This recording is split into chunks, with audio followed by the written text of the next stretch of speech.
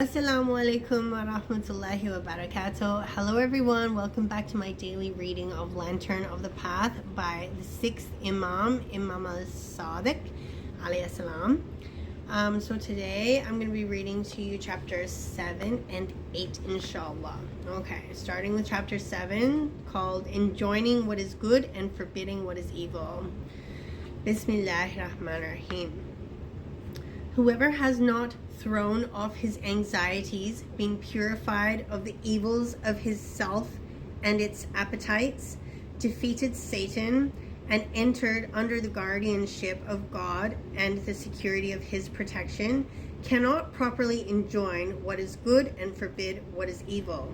And since he has not attained these aforementioned qualities, whatever affair he tackles in attempting to enjoin what is good and forbid what is evil will be a proof against him, and people will not benefit from it.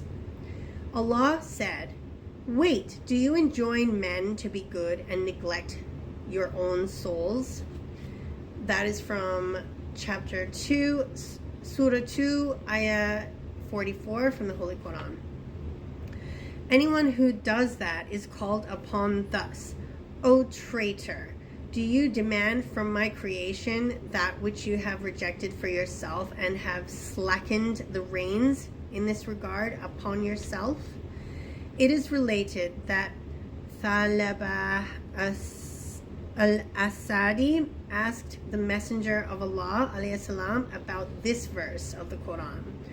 "O you who believe, take care of your souls. He who errs cannot hurt you when you are on the right way." And that's from chapter 5, ayah number 105 of the Holy Quran. The Messenger of Allah alayhi salam said, "Enjoin what is good and forbid what is evil, and be forbearing in whatever afflicts you until such time when you see meanness obeyed and passions followed. And when everyone will have conceit about their own opinion, then you should concern yourself only with yourself and ignore the affairs of the common people." A person who enjoins what is good needs to be knowledgeable about what is permissible and what is forbidden. He must be free from his personal inclinations regarding what he enjoins and forbids, give good counsel to people, be merciful and compassionate to them, and call them with gentleness in a very clear manner, while recognizing their different characters so that he can put each in his proper place. He must see the intrigues of the self and the machinations of Satan. He must be patient in whatever befalls him, and must not seek compensation from people for that which he instructs them in, nor complain about them. He should not make use of vehemence or passion. He should not become angry for his own sake. He should make his intention purely for Allah and seek his help and desire him. But if people oppose him and are harsh to him, he must be patient, and if they agree with him and accept his verdict, he must be thankful, entrusting his affair to Allah and looking to his own faults. And now let's read chapter 8, which is called How the Men of Knowledge Are Ruined. Bismillahirrahmanirrahim. Caution and fear are the legacy of knowledge and its measure. Knowledge is the ray of gnosis, which is knowledge of the self, and the heart of belief. Whoever is denied caution is not a man of knowledge, even if he can split hairs in dealing with obscure items of knowledge.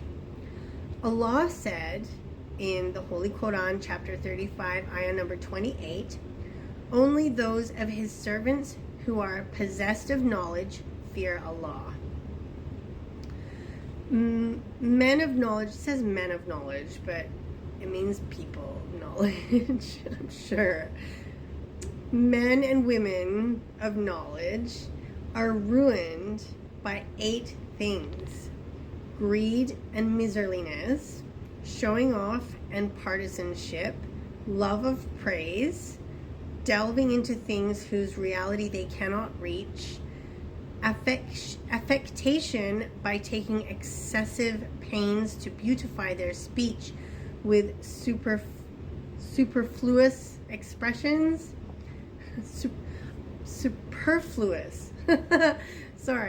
superfluous expressions. I think that means like fluffing them up, making them sound fancy, I think. Superfluous, I've heard that word. Okay. Lack of modesty before Allah, boastfulness, and not acting upon what they know. So not practicing what they preach, and being overcome with arrogance in many different ways, seems like. Okay. Jesus alayhi salam said, "The most wretched of all people is he who is known for his knowledge, not for his actions." The Prophet said alayhi salam, "Do not sit with every presumptuous caller who summons you from certainty to doubt, from sincerity to showing off, from humility to pride, from good counsel to enmity, and from abstinence to desire. Draw near to the person with knowledge who summons you from pride to humility, from showing off to sincerity, from doubt to certainty, from desire to abstinence, from enmity to good counsel. None are fit to preach to creation except that person who has gone beyond these evils by his truthfulness. He sees the faults of speech and knows what is sound from what is unsound, the defectiveness of thoughts, and the temptations of the self and his fancies." Ali alayhi salam said, "Be like the kind, compassionate doctor who places the remedy where it will be of benefit." They asked Jesus alayhi salam, "With whom shall we sit, O Spirit of God?" And he replied, "With one the sight of whom reminds you of Allah, and whose speech increases you in knowledge, and whose actions make you desire the next world." Alhamdulillah. Thank you so much for joining me today. And I hope you will join me again tomorrow as I read a couple more chapters from this book to you, Lantern of the Path, inshaAllah. Have a blessed day, guys. And I'll see you tomorrow, inshaAllah. Stay blessed and stay tuned.